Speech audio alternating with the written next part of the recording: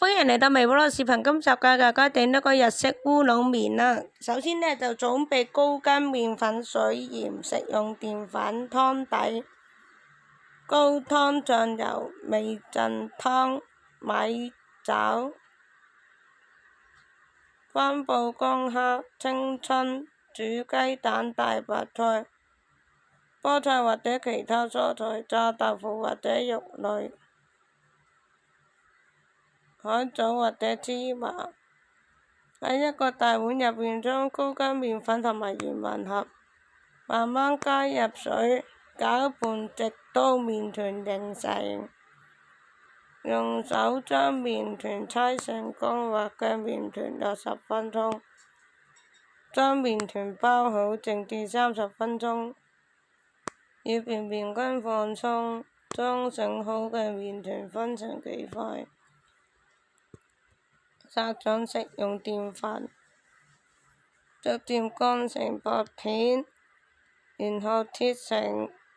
寬約0.5厘米嘅條狀，形成烏龍麵。用澱粉防止麵條黏連。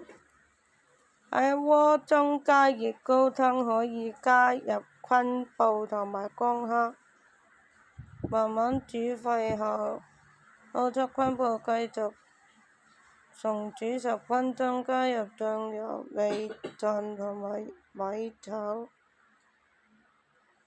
攪拌均勻，再繼續加熱2到3分鐘，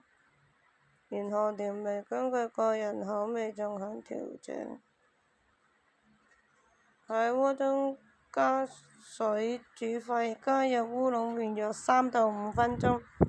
直到麵條熟透。時間可以根據麵條厚度而定。煮好麵條撈出，過冷開水，可以去多餘嘅澱粉瀝乾備用。喺碗中倒入熱湯底，再將煮好嘅烏龍麵放入湯中，最後加入切好嘅青葱、煮雞蛋、蔬菜、炸豆腐或者其他配料，裝飾上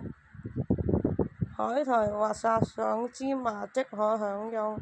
麵條可以根據個人喜好選擇厚度，湯底可以使用現成嘅高湯，